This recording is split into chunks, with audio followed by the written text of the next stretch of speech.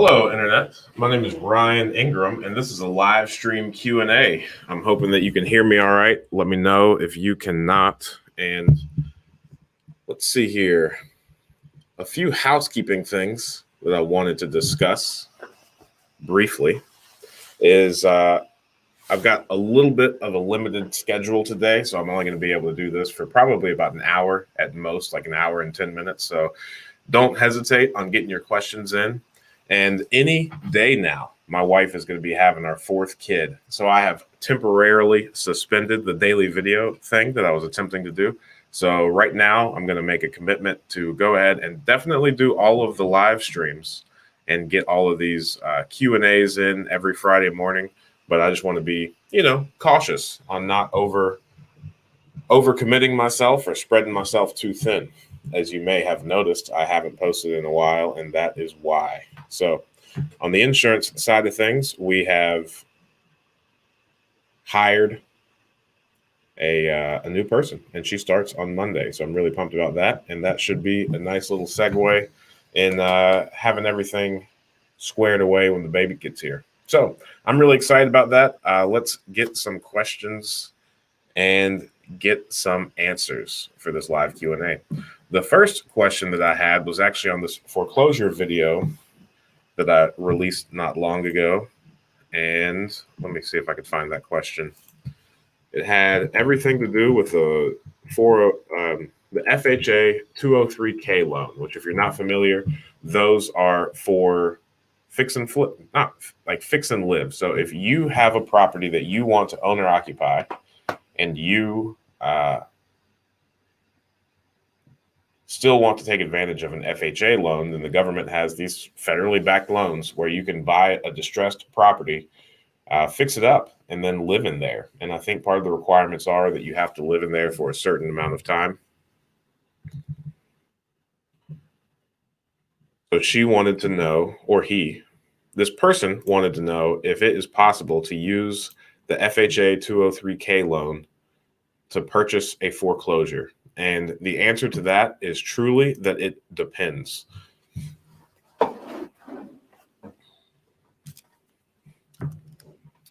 So I did one video about how to finance a foreclosure not long ago. And in that video, ultimately what it comes down to as far as like what type of financing that you can get on these loans do you have access to the interior? And if you have access to the inside, then that opens up a lot of different loan options to you, because you can now do things like inspections and appraisals. Because if a bank is going to lend you money on a property and it's like a traditional loan, then they're definitely going to want to get an appraisal done to make sure that the security in the property is good and that they have a decent amount of collateral to cover that loan. So if you have access to the interior, then you can likely do a 203K loan. The problem is if you are at a foreclosure auction, then at the time that you're bidding in the courthouse, there's not going to be any sort of access to the inside or the ability to really determine if the inside is in good condition. So if you are bidding on it at a courthouse, I think the chances of you being able to use this 203K loan are very, very slim. However, if the property is in like a pre-foreclosure, you might be able to talk to the bank and get access in that way. Or if the bank, if it's post-foreclosure and just bank-owned, then you could definitely buy a bank-owned property with an FHA 203K loan, because the bank will likely have retained a realtor who will have access to the property. So you can freely come and go and get all your appraisers and inspectors in there as you need. So, Charlie, you are waiting to hear back from an REO offer. Fingers crossed. Yeah, that's going to be awesome. What are the details on that property? What do you think the after repair value is? And then what do you think the market value is? And what are you hoping to buy it for? That's really exciting. And what market are you in, by the way? What state? This is fun. I get a thrill out of people actually buying real estate. So often people research this stuff endlessly and get stuck in that like analysis paralysis stage. So hats off to you for actually putting offers in. And you're right. I mean, offers are the starting point, right? So a lot of times they don't go through. but at a certain extent, it really just becomes a numbers game.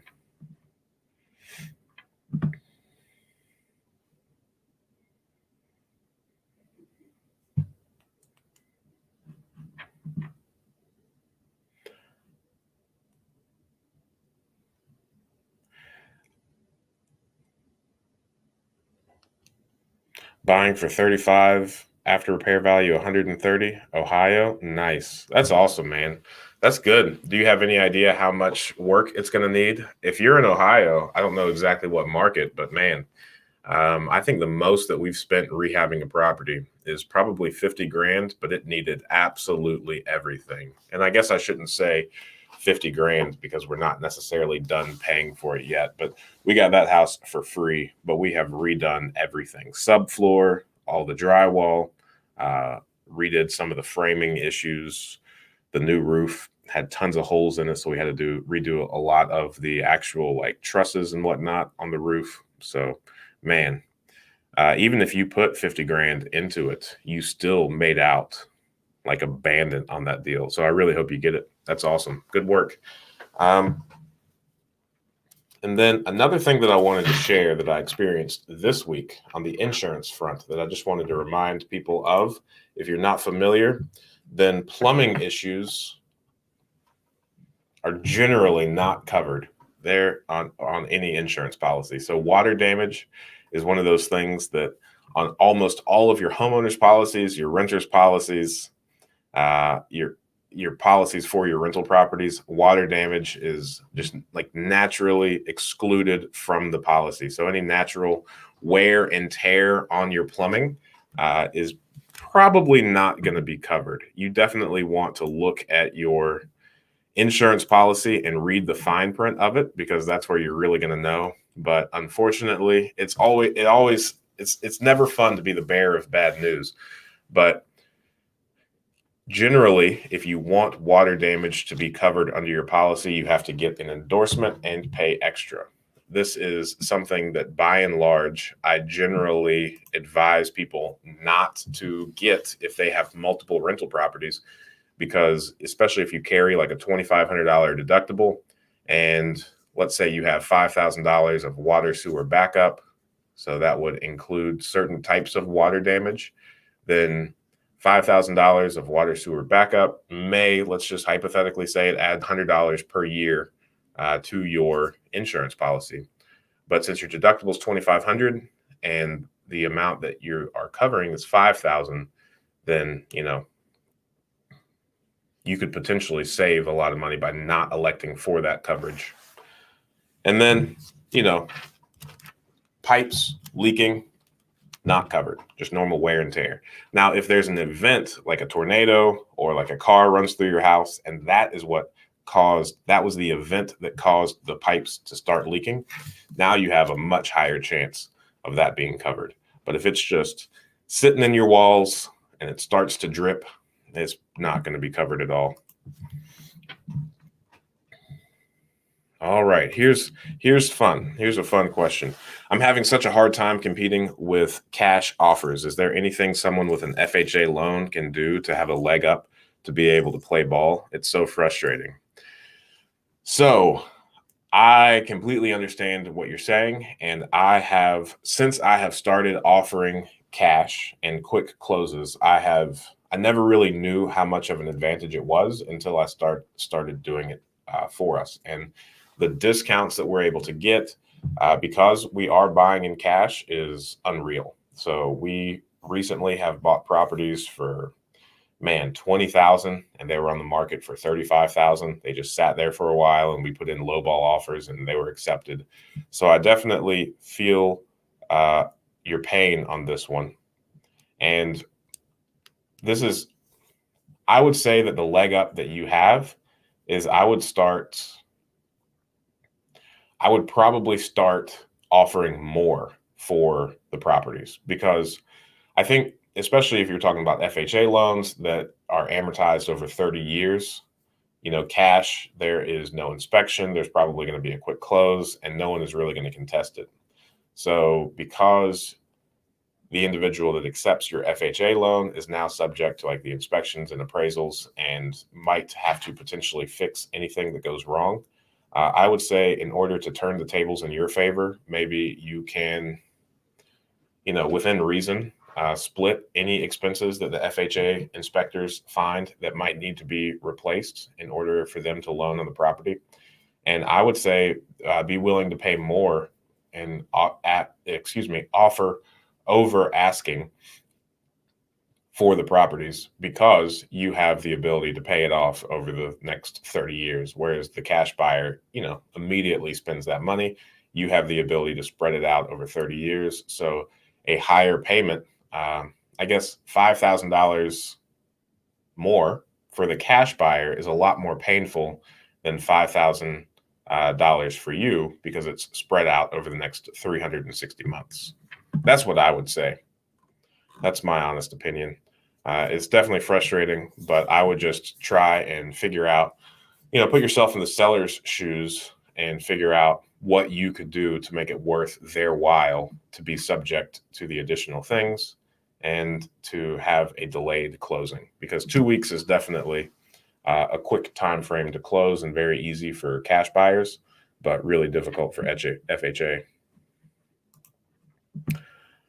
A roof and that's it. Wow, that makes it definitely much more of a home run. 35,000 worth 130,000. That's the beautiful thing about real estate, man. Doubling your money overnight. It doesn't get any better than that. Well, let's see here. Any other questions? I'm going to pull this up on the YouTube side of things too, because these I'm using StreamYard and it is very delayed. So I have no idea how delayed, but it takes probably a solid minute for everything to transfer over to StreamYard.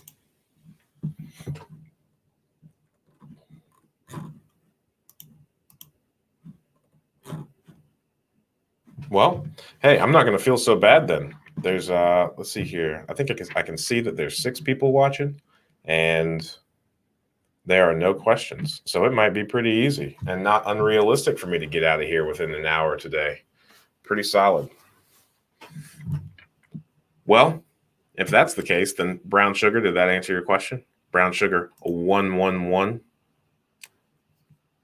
I'm sorry that my answer to you was paying more money, but I think that makes sense. And if I were in your shoes trying to deploy an FHA loan, I would really crunch the numbers and I would see how you can still cash flow and pay more. Now, I definitely wouldn't pay more to where it throws off your numbers, to where it doesn't cash flow. But if you can find a deal where you can throw somebody an extra 10, 15 grand because it doesn't affect your cash flow very much, I would definitely do that. And, once you have a tenant in the property and they are paying for this mortgage that you have, it's going to be not very painful whatsoever. So, live question and answer, any sort of real estate, business, personal finance questions that you might have, let me know. I've been doing a lot of thinking about personal finance lately and business because we are hiring somebody on the insurance agency. And I'm really going to double down over the next 12 weeks and try to grow the insurance agency a good bit. So I have gone for the longest time. I've been on a real estate streak where we've been buying tons of properties and the majority of my focus has been on real estate investing, but I'm going to slow down on that side and really try and grow this insurance agency over the next few weeks.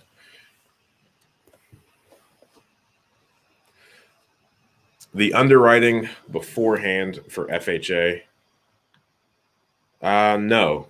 I would say with FHA things, it changes often, probably up until the day of close. I think your monthly payment will fluctuate a lot, but you can definitely ballpark it pretty easily. I use it's called Loan Calc is the app, and I use that thing pretty regularly. You just put in the amount, the rate, and the term, and then you ballpark your like insurance and taxes, and you should be able to kind of underwrite the deal yourself pretty quickly to figure out how much it's going to cash flow. Again, your monthly payment will probably fluctuate a little bit, but you can get a good idea as to how much you're able to offer, what the monthly payment might end up being, and you might be $50 to $100 off for the monthly payment. But I think if you're using a 30-year loan, you're still very high in the monthly cash flow, depending on what market you're in. I guess this is irrelevant if you're in California, but I don't think you would be using an FHA loan to buy a rental property in California. Thanks, man. Just found your channel. I really appreciate it. New York, and about to close on a duplex in Cleveland. What are your thoughts on renting to Section 8? I think Section 8 is pretty solid. We have a few properties that are on Section 8. I think we have, I would say, less than 10. We have between 80 and 90 properties at the moment. I am not opposed to Section 8 whatsoever. However, the complaints about Section 8 are that the inspections. So every year you have inspections on the property from the people at Section 8, and the issue generally is not what they ding you on in the inspection. These are generally things that need to be fixed to begin with. But since it is a government-run organization, there are a lot of inefficiencies and kind of, you get the feeling a lot of times that like the right hand doesn't talk to the left hand, or whatever that saying is. So what we have experienced a lot of here in Montgomery County, all my properties are in Dayton, so not near Cleveland at all, but you're going to have the first inspector that goes out and let's say they identify 4 things that they want you to fix. So then you fix those, and then you ask the second inspector to come back out just to verify that those things have been fixed. Well, the second person that comes out might not be the first person. So the second person might verify that, in fact, you did fix those 4 things just fine, but they may also find an additional 3 or 4 things that you need to fix. And that's where the real frustration lies, because if you do not pass these inspections, then they withhold your rent money, which, if you're really heavy on the Section 8 side, that could be very painful. So I would just keep that in mind, and I would have no issue going Section 8 if you plan on keeping your properties in above average condition. And actually, all of the residents that we have on Section 8 live very respectably. So I have no apprehension towards what type or what quality of person that you would have if you go Section 8. I think the frustration with Section 8 is the government aspect, not the resident aspect. Javon Parker, hey, this guy has started a YouTube channel. He is investing out of state, and he wants to document his entire experience. So if you, similar to Devin, if you are an out-of-state investor, check out Javon as he shares all of his stories. That's going to be awesome. So you're in the middle of obtaining your first long-distance property, and you're documenting that process on your channel. Oh, hey, I just mentioned that. Yeah, absolutely. Thanks, man. I'm really looking forward to watching your channel grow and seeing all of the progress that you make, because out of state is not easy. I actually had several conversations on the insurance side with frustrated out of state investors. So no easy feat, but I got more than enough confidence in you that you're going to be able to get it done and get it done really well. So any other questions that you people have? We have now doubled in size. We have gone from 6 people to 12 people watching. So hopefully the additional 6 have a few different questions that you want to ask about real estate investing, personal finance, or business. I'm going heavy on the business side at the moment. Here's a good question for you, though. I've recently found that the property taxes on my primary residence are lower because I'm using it as a primary residence. For sure. Definitely. Even here in Montgomery County, there are, you get a credit for owner occupancy. So I've noticed that it's like $50, $60 a year. So what's that come out to? $5 a month. So I don't think it's going to sway too much. And I definitely wouldn't not invest in real estate investing because of higher taxes than if you lived there. But it's definitely worth noting. It'll probably increase over time. Another thing that I've found is that, albeit intentional or not, I think the municipalities are a lot friendlier to owner occupants than landlords. So each time I get some sort of your grass is too high type of letter, it just seems like the standards of the properties that the municipality are holding my properties to are much higher than the standards that they are holding owner occupants to. So I've got some good examples of that, but no need to beat the city up. They all do. They all do what they feel is right in their own eyes, and I support them. Jim Rohn, as he says, I would rather a fat goose than no goose at all, referring to taxes and the government. Can you talk more about the systems and processes hacks that you utilize in your real estate empire? As not only will I be investing out of state, but overseas? Yeah, you're the man. I'm really looking forward to how you do things. So I think here are the things that I'm really challenging at the moment, and I'm having a really tough time kind of growing into this. But I think traditionally, the mindset behind your relationships with the residents is one that you should keep them kind of far away, not have personal relationships with them, and be kind of clear cut and maybe even on the harsher side. I think that's the commonly accepted practices. Like, I know there's a lot of if you go on like Bigger Pockets, I know a lot of people on there are advocates of, hey, don't let anybody know that you own this property. Just act like you're the property manager and never mention that you own the property. And I don't necessarily agree with all of that. I think because that is the general MO of this industry, then you can really stand out.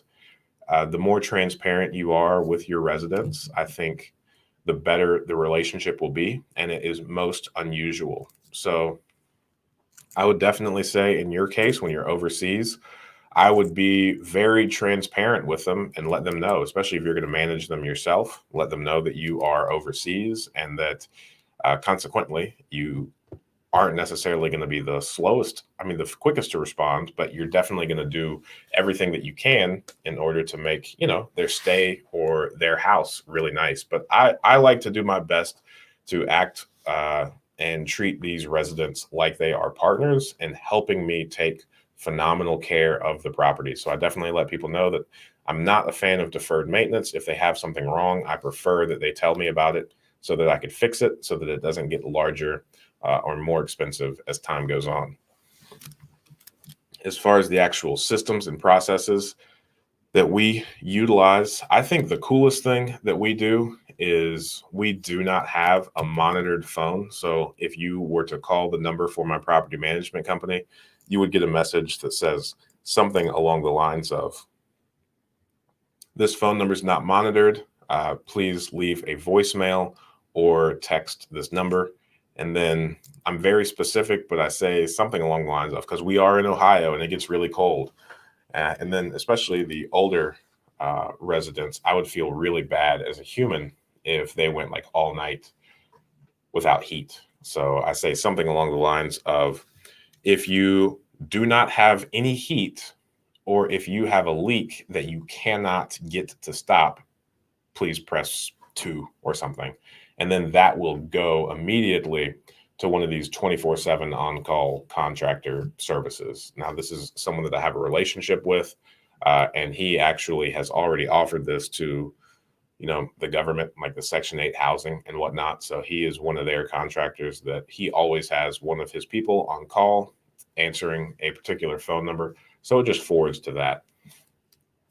And we have a garage in town that has some space heaters. So if we have a no heat call, they have access to our garage with our space heaters, and they will heat that house for the night. And they are also plumbers, so they will go stop any expensive leaks. So I think in businesses, especially small businesses, the first bottleneck that most businesses encounter are the ones where they're tied to the phone. So if you are constantly being reactive and reactionary to like every single phone call that you get, then you have zero time to concentrate and handle things appropriately. So I know it is always very frustrating when you need to talk to someone and don't have the ability to get a live person.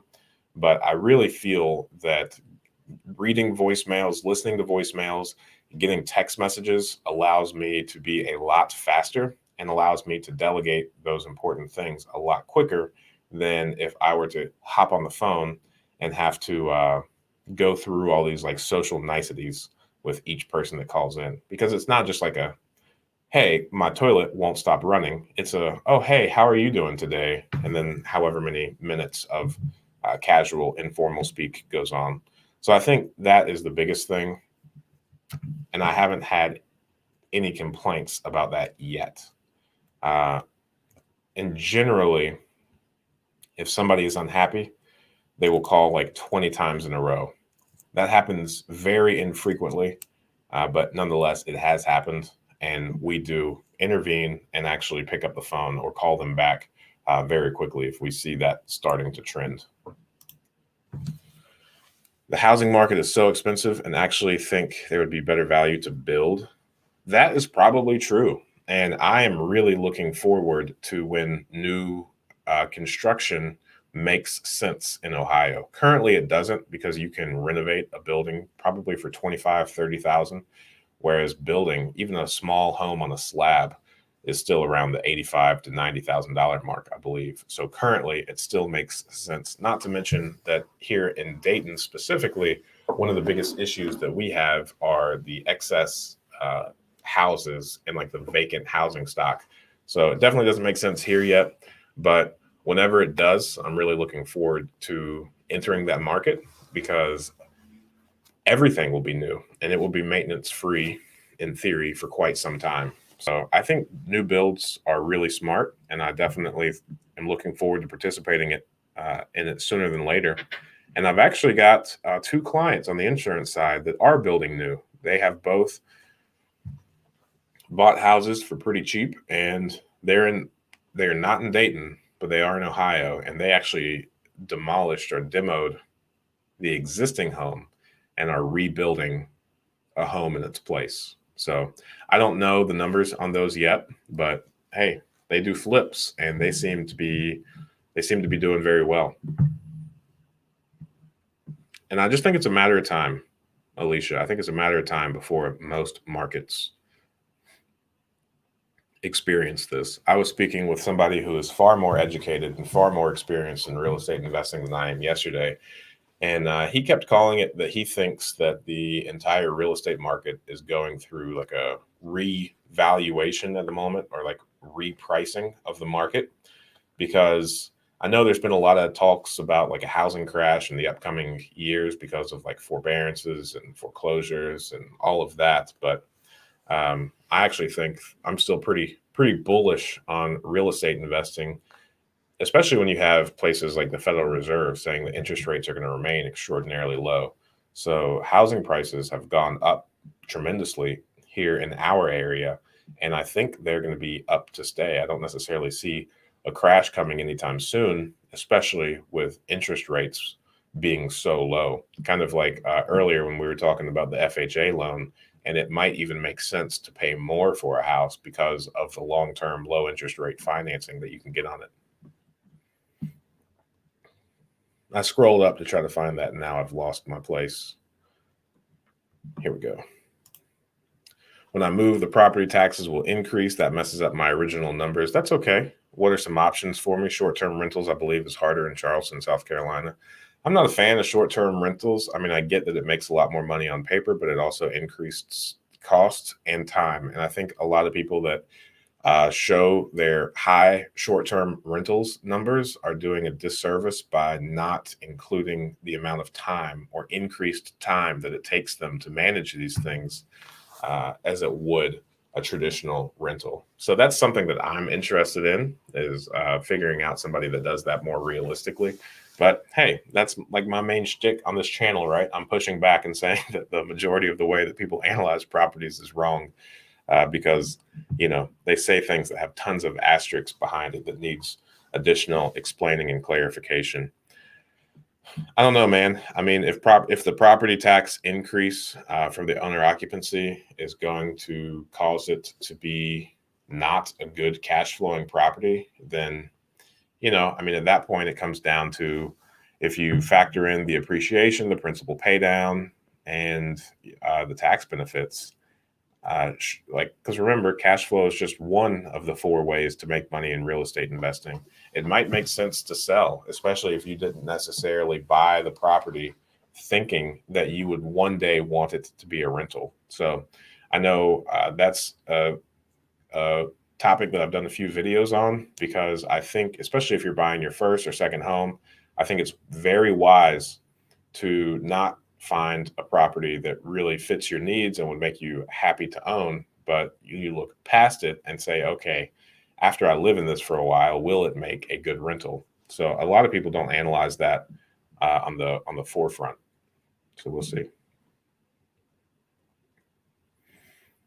Thanks, JT, for saying the Homestead Act, and also that that's what it's called in Pittsburgh. I don't necessarily know what this is in reference to anymore, but I really appreciate you contributing to that. I'm sure everybody watching knows exactly what you're talking about. But here, man, these questions and comments come in so delayed that it's tough for me to keep track. To give some reference, my $1,000 will raise to $3K. $1,000 in taxes will raise to $3K once you convert it to a full rental when you move out. So it's a $2,000 increase. Man, maybe you need to get into politics. Maybe you need to get involved in your local government and get them to overturn that. That's a pretty significant increase. So it goes from like $83.333333 per month to like 263 or something. So that is like a $150 swing. Is that what that is? 2,000 divided by 12, $166. Does that absorb all of your cash flow? I know a lot of people shoot for like $150 to $300 per month per door in cash flow. So I could see how that eats all of your cash flow.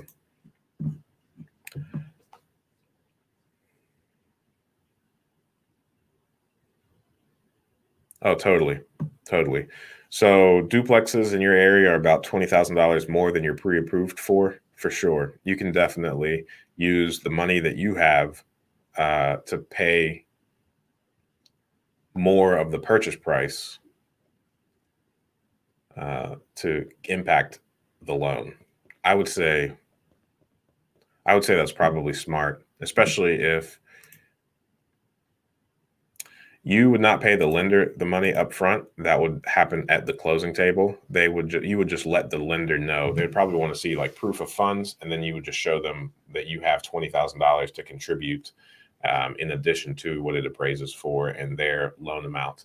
And then they'll calculate that on their end, and they'll see if that's something that they're willing to do. And you might even get a more favorable rate from them if they see that you're putting so much skin in the game, so to speak. Good morning from New York City. Thanks, JJ. Good morning from Ohio.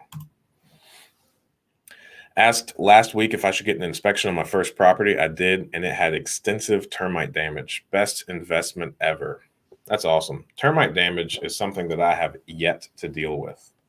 So I don't know what extensive is. Do you have like a ballpark as to how much that would cost versus what the price of the inspection was? What are inspections, like $400? And good job on also going for the termite inspection, because I think that is generally not included in just your normal inspection. Material is so expensive right now. Probably. All these factories having to oblige by these social distancing standards is really slowing down production and making things a lot more difficult to get into the hands of consumers. Leo Castro, before I even read your question, man, I just want to say thanks. You've been burning through these videos and commenting. I really appreciate that. That's awesome. You're new at real estate. What are the next steps after fixing the house up? Sell it myself, hire someone, or what? If you are looking to flip properties, then I would say you should probably find a realtor that you are interested in forming like a good relationship with, and getting their input, even towards the tail end of your flipping process. So when you're starting to, pick out all of the final finishes of the flip, I would just check with a realtor and make sure that the improvements that you are making to the property warrant a higher purchase price. Because I definitely know some people accidentally put like granite countertops in areas that don't value granite countertops. So if you use a realtor, they only get paid if they sell the house, it's generally some sort of percentage of the commission. And yeah, I think you just need to build in that 6% that they're going to take. So it's 6%, 3% per realtor for the buyer and seller. So I think if you use a realtor and the person that wants to buy the house also uses that same realtor and that realtor is acting like a dual agent, I think that percentage goes from like 6 to sometimes down to 5%. So that would be a little bit helpful. But yeah, I think you're doing great, and way to really be taking your education seriously and watching all these videos. I appreciate it. So I think I mentioned this before, but there are a lot more people on. I have a hard stop after 1 hour, so don't be shy on putting in your questions. Jetty B, new subby. I've been watching your videos all week. They're so informative and easy to follow. Thank you. That means the world to me. And I've also seen you commenting on a lot of videos, and I really appreciate that. It's tons of fun for me. I'm also really enjoying and just kind of soaking up the positive vibes that are coming my way, because I know as this channel grows, I'm not yet large enough to attract tons of negative things, but I know it's coming.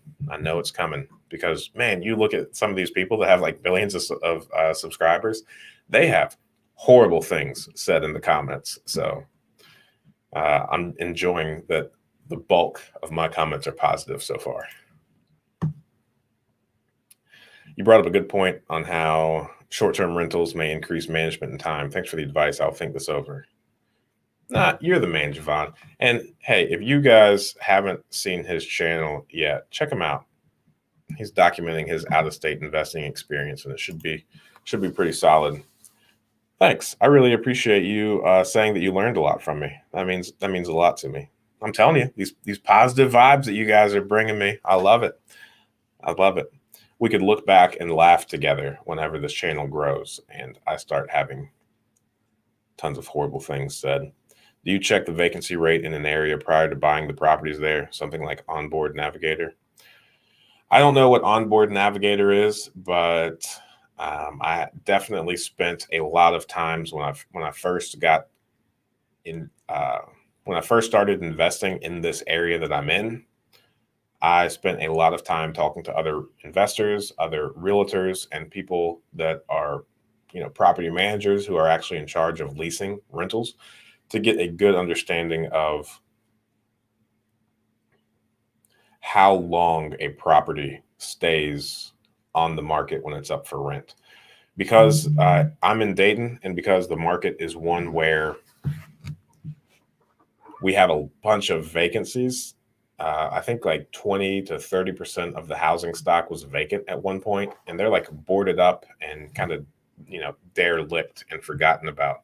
So I'm not necessarily concerned about the vacancy rate, given that that is our issue that we are fighting against. So I think it's smart to look into that. And I definitely think when you're researching an area before you invest in it, then you should definitely look at all the metrics. Like I recently had somebody, I think it was Javon, actually tell me that he was looking at investing in Dayton, but because Dayton's population has been declining for an extended period of time, he wasn't comfortable putting his money here. And I totally respect that and get it. So I definitely am a fan of researching an area endlessly before you invest in it.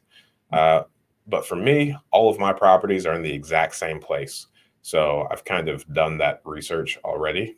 And now the only way that things could go wrong is if I stop doing what I'm doing. So I'm pretty well committed to the area that I'm in. Didn't pay for a termite inspection, just had a really good inspector. He refunded half of my money because we were out in 20 minutes. That's awesome. Yeah, keep his number around. He did you a solid. Some inspectors would have continued doing that inspection and charge you the full thing. So yeah, great work. That's awesome. Those termites, they can be tricky. They can eat away a lot of things.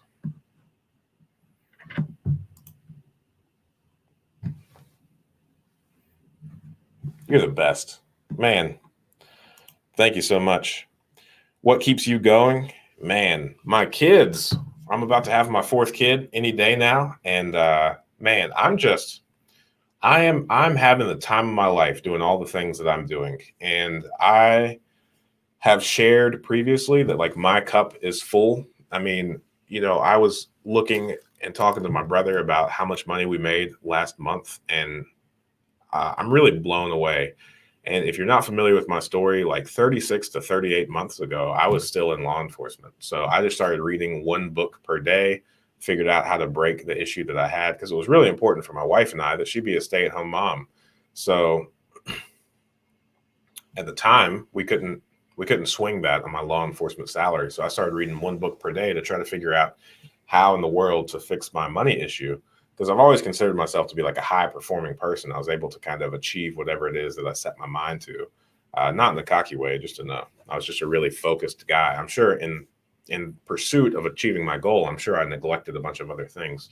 But at this point, man, I'm having the time of my life doing this, and I really want to set a good example for all of my kids at the moment. And now that I know that I was able to change my life in such a short amount of time, like 36 months is not a long time. And for us to now pay more in property taxes per year, property taxes are top of mind at the moment, thanks to Javon. Yeah, now that we pay more in property taxes per year than like I ever made as a cop. I mean, that's a giant change. So at this point, like this YouTube channel, the mastermind that I started, the Seek Wisdom Mastermind, I really want to have a positive impact and just help all of the people that were like me 36, 38 months ago that saw all these other people making tons of money, and I just had no idea how to do it. So at this point, what makes me really excited is helping other people achieve and design a better life for themselves. So my like 100-year goal at this point is to just help 1,000, 2,000 people achieve financial freedom and play a positive role in helping people design, uh, build, and just live a life that they have designed for themselves. It's tons of fun. And I mean, hey, we live in America where anything is possible, despite what you might hear on the news. So don't let all that news stuff distract you from what you're capable of, because as uptight everybody is getting about this election, I mean, just keep it top of mind that it has so little impact or effect on your daily life and your ability to make more money, to be a better husband, a better father, a better citizen in your community. It really doesn't matter. Congrats on the new addition to your family, becoming a new father for the 4th time. Oh yeah, man, I'm excited. It's a little boy. We've already decided to name him Lincoln, and my oldest is a son, and then I have 2 daughters, and now we're gonna have another son. So we're gonna be 2 and 2. It's a good stopping point, but I haven't sold the lady on it yet. How do you keep a fresh perspective, much akin to how do you approach New Deal, but take the learning lesson from previous? I really, really love learning and growing. So it's easy once you make a mistake to learn from it and not do it again. But my fresh perspective really just comes from constantly kind of refining what I'm attempting to do. So at each stage, there are new difficulties, right? Like running a portfolio of 80 plus properties is a lot more challenging and comes with different issues that we never would have even thought of when we had like 5 or 10 properties. So I think it's just constantly learning. And, it's one of those things. The funny thing about life and money. So the more money you have, uh, I've noticed that your perspective of money kind of changes. And, it's easy. Like when I was in law enforcement and I heard of someone making like 100 grand a year, I was like, wow, that is a significant amount of money. My life would change in all of, X, Y, and Z if I made that much money. And then you reach that point and you're like, wow, this really isn't that much money. And I think just as you evolve as a person and get more in tune with what money is, how it works, you really kind of see how much you're exposed and how Grant Cardone had this one video that I watched a while back when I was learning about money, and he was making the point that if you had like $1 million net worth, then you could not provide proper legal coverage for your family should you ever get in a lawsuit. And that kind of resonated with me, having been in law enforcement and just seeing these civil and criminal cases really just draw out because attorneys are not cheap. So, yeah, I mean, it's just one of those things where you're constantly learning, and the more that you learn, that's I'm going to bring this back for full circle. The more you learn, the more you simultaneously realize that you don't know. So I often, feel like on this YouTube channel, especially, hey, I don't know anything. I don't know why in the world these people are listening to me. But at the end of the day, it's just because, yes, I'm constantly learning. I know a lot about real estate investing, but at the same time, I also see all the gaps in the areas that I know nothing about. And I've just kind of gotten lucky and made a few decent decisions in order to get where I'm at. So I definitely think that is how I keep a fresh perspective, is because the more I learn, the more I realize I don't know. I'm kind of one of these eternal students. What is the easiest way to convert a personal rental property to an LLC? Quit claim deed, R6 Patel. It's really easy. It's about $150 and 2 pages of paper, 8.5 by 11, Microsoft Word, 1-inch margins. That'll get you there. I would reach out to an attorney and just kind of find the cheapest one. The only thing that you need to watch out for, again, a lot of these statements here on YouTube have tons of asterisks that you have to kind of go out of your way to define, right? So if you quit claim a deed, just be aware that if you have a mortgage on the property, a quit claim deed might be enough to trigger a due on sale clause inside of your loan document. So I would definitely reach out to a lender and figure out if it would trigger that. Now, a lot of these banks, when you ask them that question, will say something along the lines of, in theory, yes, that would trigger your due on sale clause. However, in my X number of years in working here, I have never seen this bank conduct any due on sale clauses or call any loans because of that transfer. So you probably won't get a clear answer from them, but I would just be mindful of that. And also keep in mind, I'm not a professional because of this disclaimer here. I'm just a guy trying to make it. I'm currently getting ready for my second deal. However, my area in New York City numbers doesn't make sense. I know you're not fond of out-of-state investors. What are your advice? Man, out-of-state investing is just scary. So I would just try to figure out what your end goal is. If your end goal is to have a real estate portfolio of, X number of properties, then I would definitely start looking in other markets to kind of gain your ground. If your goal is to have 2 properties inside the city limits of New York, then I would just try to figure out how to kind of grow your reserves, make more income, limit your expenses until you have the ability to really figure out or have enough to buy those 2 properties. If your goal is just to make a 10, 12% return on your cash, then I would look into other ways that could still be in real estate. So I know that a lot of people invest in first position mortgages where you make 10 to 12% on your money and you get paid monthly, interest only generally, or amortized as well. It's really up to you as the lender. And then it's also secured by the real estate. So if somebody, for whatever reason, defaults, then you get to keep all the interest that you made, and you also get to take over the assets. And then you would have a rental property in some area. And there are a lot of people that run really successful, large businesses solely based around note investing. And I've had a few conversations with some of them, and they kind of, they have really good points. So it really just comes down to what you are attempting to do. And I know I've said this on the channel a lot of times, but it really comes down to what your goals are, because real estate is one of those things that you can be so creative in, and there's 3,008 different ways to make an extraordinary amount of money in real estate investing. And just as many people invest in real estate, there are different long-term objectives and goals that they are using real estate as a tool to achieve. So this type of question really depends on you, JJ. But hey, whatever it is that you decide to do, I'm in your corner, JJ. You let me know how I can help.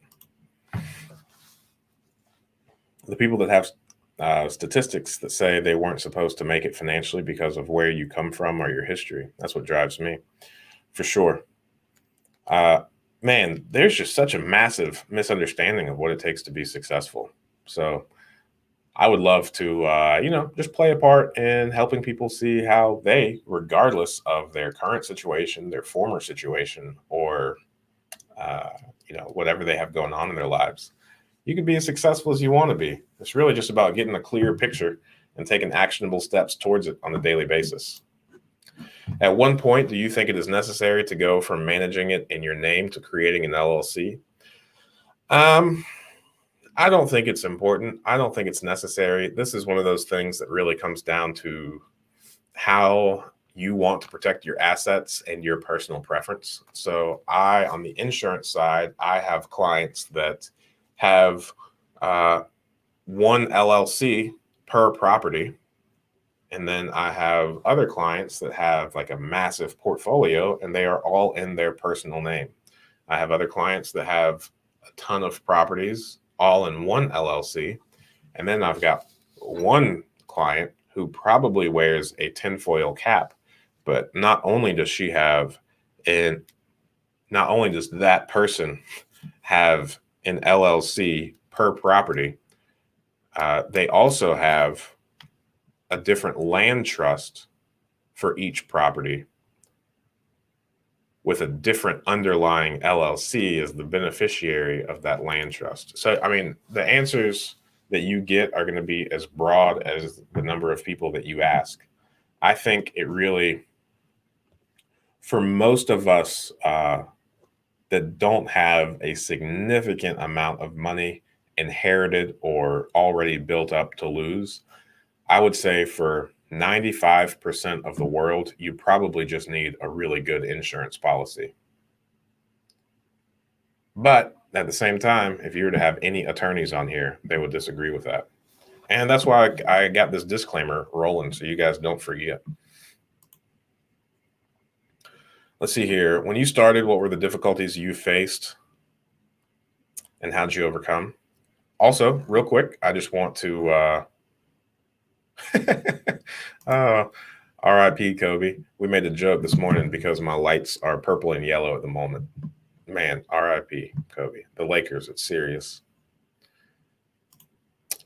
When you first started, what were the difficulties you faced and how did you overcome them? Let's see here. The difficulties that I faced. And just in case you are just now getting here, I have a hard stop in 7 minutes. I have a 1 hour time frame for this. I hired somebody and she's going to start on Monday. I'm super excited, but I've got a lot of paperwork ahead of me to make that happen smoothly.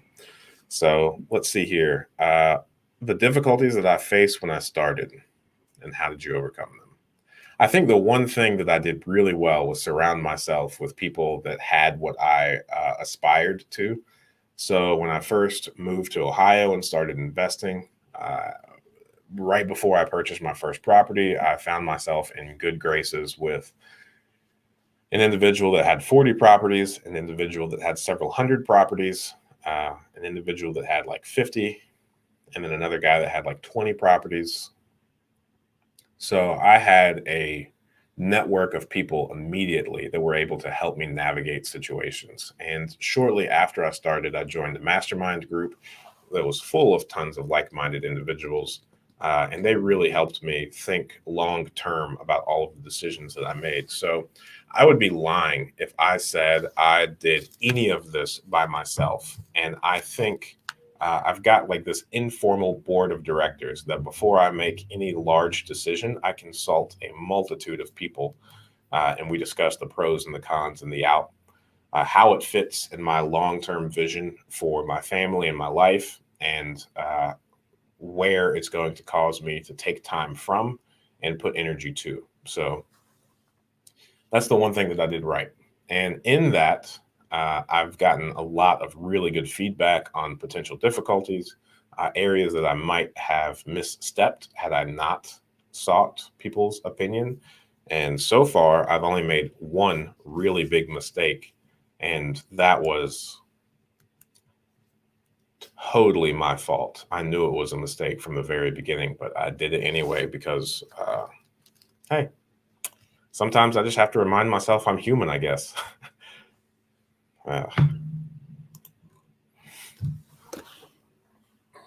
Thank you, JJ. I really appreciate all your questions. Let's see here.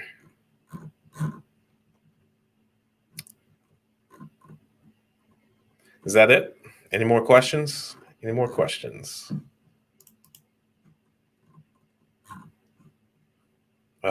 Man, RIP. Last time, right before I ended, somebody got on and said that they were from India and they wanted to know about the election. So I said, you know what? This is a good stopping point. And now it seems like this comment about Kobe is going to be our good stopping point. So I guess it's run its course when we start getting off track. So, all right. Well, I appreciate it. I'm going to hop on YouTube to make sure that I'm not missing anything from this live chat. Nope, not missing anything at all.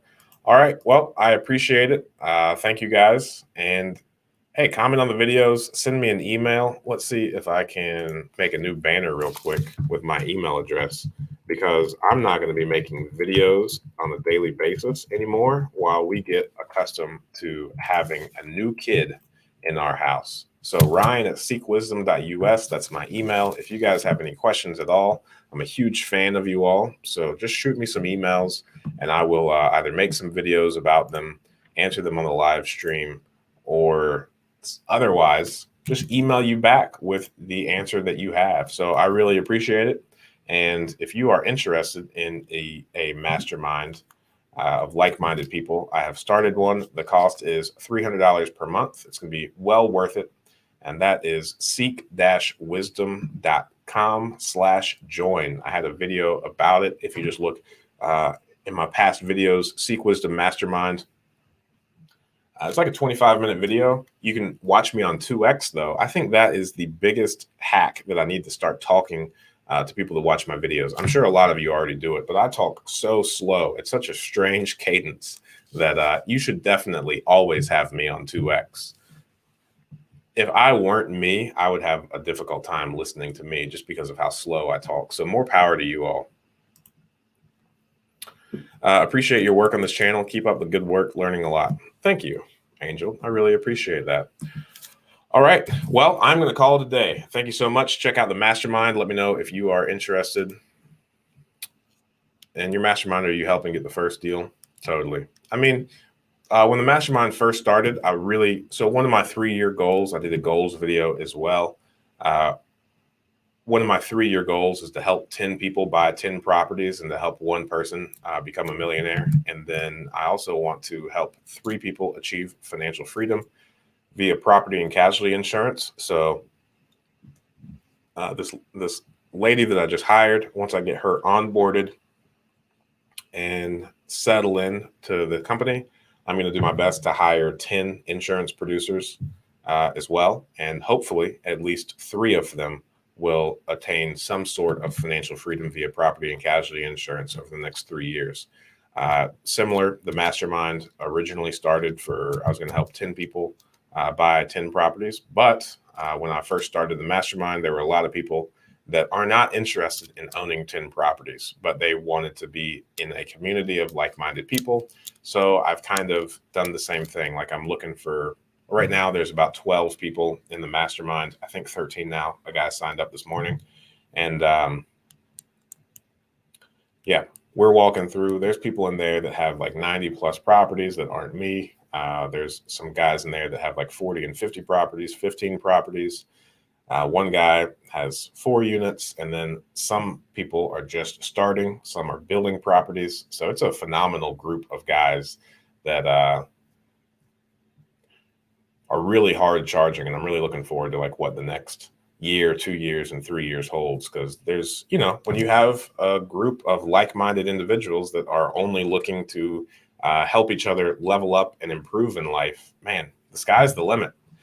And with people like Elon Musk in the world, the sky is not even the limit anymore. So cheesy, but I got to go. I really appreciate it. Let me know if you're interested, JJ. Send me an email, good old Ryan at seekwisdom.us, and we'll talk about it. I appreciate it, and I will talk to you all soon. Thanks.